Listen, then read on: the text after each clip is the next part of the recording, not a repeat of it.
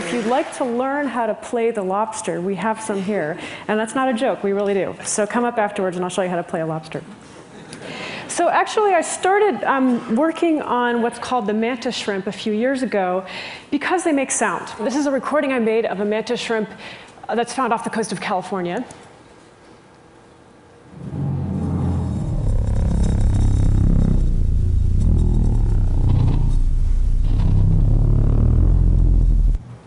And while that's an absolutely fascinating sound, it actually turns out to be a very difficult project. And while I was struggling to figure out how and why mantis shrimp or stomatopods make sound, I started to think about their appendages. And mantis shrimp are called mantis shrimp after the praying mantises, which also have a fast-feeding appendage. And I started to think, well, maybe it would be interesting while listening to their sounds to figure out how these animals generate very fast feeding strikes. And so today I'll talk about the extreme stomatopod strike, work that I've done in collaboration with Wyatt Korf and Roy Caldwell. So mantis shrimp come in two varieties. There are spearers and smashers. And this is a spearing mantis shrimp or stomatopod. And he lives in the sand, and he catches things that go by overhead. So a quick strike like that. And if we slow it down a little bit, this is the mantis shrimp, the same species, recorded at 1,000 frames per second, played back at 15 frames per second. And you can see it's just a really spectacular extension of the limbs, exploding upward to actually just catch a dead piece of shrimp that I had offered it. Now, the other type of mantis shrimp is the smasher stomatopod. And these guys open up snails for a living. And so this guy gets the snail all set up and gives it a good whack. So I'll play it one more time. He wiggles it in place, touches it with his nose, and smash. And a few smashes later, the snail is broken open and he's got a good dinner. So the smasher raptorial appendage can stab with the point at the end, or it can smash with the heel. And today I'll talk about the smashing type of strike. And so the first question that came to mind was, well, how fast does this limb move? Because it's moving pretty darn fast in that video. And I immediately came upon a problem. Every single high-speed video system in the biology department at Berkeley wasn't fast enough to catch this movement. We simply couldn't capture it on video. And so this had me stymied for quite a long period of time. And then a BBC crew came cruising through the biology department looking for a story to do about new technologies in biology. And so we struck up a deal. I said, well, if you guys rent the high-speed video system that could capture these movements, you guys can film us collecting the data. And believe it or not, they went for it. So we got this incredible video system. It's very new technology. It just came out about a year ago, that allows you to film at extremely high speeds in low light. And low light is the critical issue with filming animals, because if it's too high, you fry them. So this is a mantis shrimp. There are the eyes up here.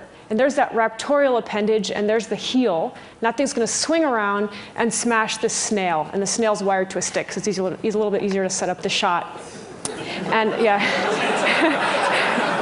I hope there aren't any snail rights activists around here.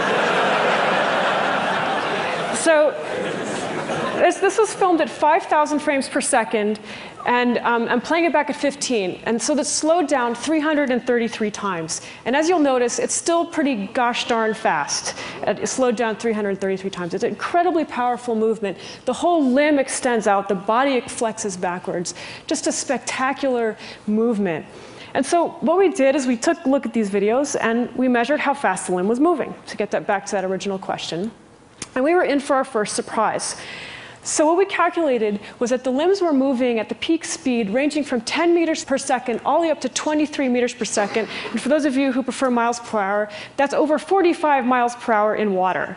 And this is really darn fast. In fact, it's so fast, we were able to add a new point on the extreme animal movement spectrum. And mantis shrimp are officially the fastest measured feeding strike of any animal system. So our first surprise. So that was really cool and very unexpected. So you might be wondering, well, how do they do it? And actually, this work was done in the 1960s by a famous biologist named Malcolm Burrows. And what he showed in mantis shrimp is that they use what's called a catch mechanism or click mechanism. And what this basically consists of is a large muscle that takes a good long time to contract and a latch that prevents anything from moving. So the muscle contracts and nothing happens. And once the muscle's contracted completely, everything's stored up, the latch flies upward, and you've got the movement. And that's basically what's called a power amplification system. It takes a long time for the muscle to contract and a very short time for the limb to fly out. And so I thought that this was sort of the end of the story. This is how mantis shrimp make these very fast strikes. But then I took a trip to the National Museum of Natural History. And if any of you ever have a chance, backstage of the National Museum of Natural History is one of the world's best collections of preserved mantis shrimp. And this is serious business for me. So this, what I saw on every single mantis shrimp limb, whether it's a spear or a smasher, is a beautiful saddle-shaped structure right on the top surface of the limb. And you can see it right here. It just looks like a saddle you'd put on a horse. It's a very beautiful structure. And it's surrounded by membranous areas. And those membranous areas suggested to me that maybe this is some kind of dynamically flexible structure. And this really sort of had me scratching my head for a while. And then we did a series of calculations. What we were able to show is that these mantis shrimp have to have a spring. There needs to be some kind of spring-loaded mechanism in order to generate the amount of force that we observe and the speed that we observe and the output of the system. So we thought, OK, this must be a spring. The saddle could very well be a spring. We went back to those high-speed videos again, and we could actually visualize the saddle compressing and extending. And I'll just do that one more time. And then if you take a look at the video, it's a little bit hard to see. It's outlined in yellow. The saddle is outlined in yellow. You can actually see it extending over the course of the strike and actually hyperextending. So we've had very solid evidence showing that that saddle-shaped structure actually compresses and extends and does, in fact, function as a spring. The saddle-shaped structure is also known as a hyperbolic paraboloid surface, or an anticlastic surface. And this is very well known to engineers and architects because it's a very strong surface in compression. It has curves in two directions, one curve upward and opposite transverse curve down the other. So any kind of perturbation spreads the forces over the surface of this type of shape. So it's very well known to engineers, not as well known to biologists. It's also known to quite a few people who make jewelry because it requires very little material to build this type of surface, and it's very strong, so you're going to build a thin gold structure. It's very nice to have it in a shape that's strong. Now, it's also known to architects. One of the most famous architects is Eduardo Catalano, who popularized this structure. And what's shown here is a saddle-shaped roof that he built that's 87.5 feet span-wise. It's 2.5 inches thick and supported at 2 points. And one of the reasons why he designed roofs this way is because he found it fascinating that you could build such a strong structure that's made of so few materials and can be supported by so few points. And all of these are the same principles that apply to the saddle-shaped spring in stomatopods. In biological systems, it's important not to have a whole lot of extra material requirements for building it. So very interesting parallels between the biological and the engineering worlds. And interestingly, this turns out, the stomatopod saddle turns out to be the first described biological hyperbolic paraboloid spring. That's a bit long, but it is sort of interesting. So the next and final question was, well, how much force does a mantis shrimp produce if they're able to break open snails? And so I wired up what's called a load cell. A load cell measures forces, and this is actually a piezoelectronic load cell that has a little crystal in it. And when this crystal is squeezed, the electrical properties change, which in proportion to the forces that go in. So these animals are wonderfully aggressive and are really hungry all the time. And so all I had to do is actually put a little shrimp paste on the front of the load cell, and they'd smash away at it. And so this is just a regular video of the animal just smashing the heck out of this load cell. And we were able to get some force measurements out. And again, we were in for a surprise. I purchased a 100-pound load cell, thinking no animal could produce more than 100 pounds at this size of an animal. And what do you know, they immediately overloaded the load cell. So these are actually some old data where I had to find the smallest animals in the lab. And we were able to measure forces of well over 100 pounds generated by an animal about this big.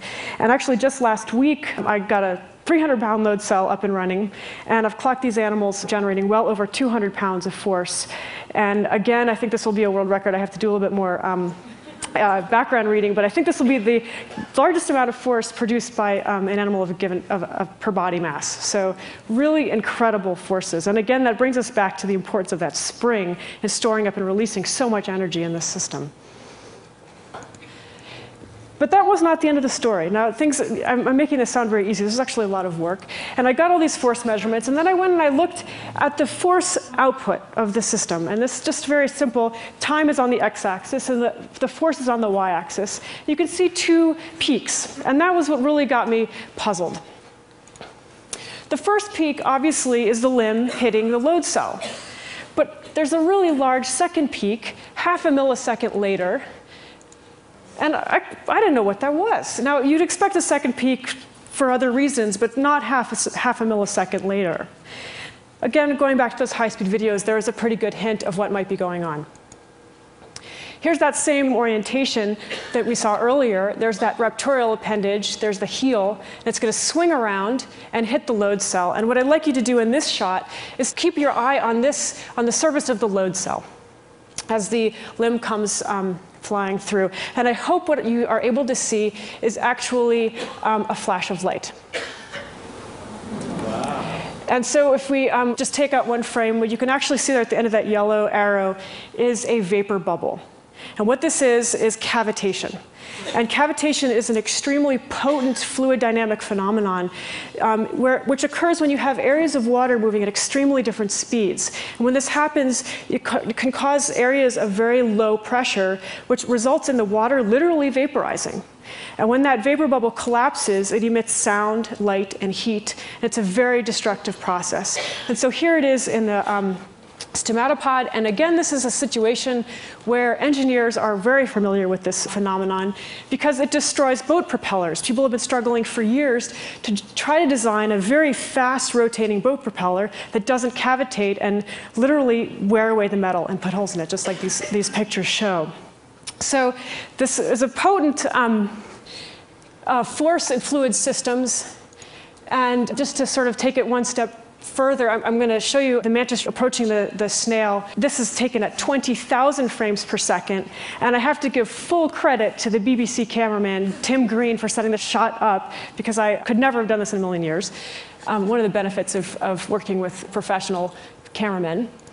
You can see it coming in, and an incredible flash of light and all this cavitation spreading over the surface of the snail. So really just an amazing image, slowed down extremely to extremely slow speeds.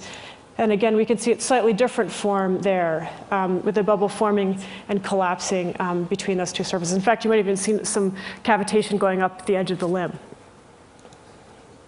So to solve this quandary of the two force peaks, what I think was going on is that first impact is actually the limb hitting the load cell, and the second impact is actually the collapse of the cavitation bubble. And these animals may very well be making use of not only the force and the energy storage with that specialized spring, but the extremes of the fluid dynamics. And they might actually be making use of fluid dynamics as a second force for breaking the snail. So really fascinating double whammy, so to speak, from these animals. So one question I often get after this talk, so I figured I'd answer it now, is, well, what happens to the animal? Because obviously if it's breaking snails, the poor limb must be disintegrating, and indeed it does. These animals, that's the smashing part of the heel on both of those images, and it gets worn away. In fact, I've seen them wear away their heel all the way to the flesh. But one of the convenient things about being an arthropod is that you have to molt. And every 3 months or so, these animals molt, and they build a new limb, and it's no problem. And very, very convenient solution to that particular problem.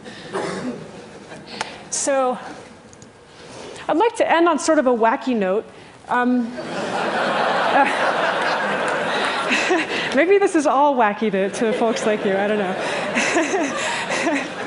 So the saddles, that saddle-shaped spring, has actually been well known to biologists for a long time, not as a spring, but as a visual signal. And there's actually a spectacular colored dot in the center of the saddles of many species of stomatopods. And this is quite interesting to find evolutionary origins of visual signals on what's really, in all species, their spring. And I think one explanation for this could be going back to the molting phenomenon. So these animals go into a molting period where they're unable to strike. Their bodies become very soft. And they're literally unable to strike, or they will self-destruct. This is for real. And what they do is, up until that time period when they can't strike, they become really obnoxious and awful. And they strike everything in sight, doesn't matter who or what. And the second they get into that time point when they can't strike anymore, they just signal. They wave their legs around. And it's one of the classic examples in animal behavior of bluffing. It's a well-established fact in these animals that they actually bluff. They can't actually strike, but they pretend to. So I'm very curious about whether those colored dots in the center of the saddles are conveying some kind of information about their ability to strike, or their strike force, and something about the time period in the molting cycle. So sort of an interesting, strange fact to find a visual structure right in the middle of their spring. So to conclude, I mostly want to acknowledge my two collaborators, Wyatt Korf and Roy Caldwell, who worked closely with me on this, and also the Miller Institute for Basic Research and Science, which gave me 3 years of funding to just do science all the time. And for that, I'm very grateful. Thank you very much.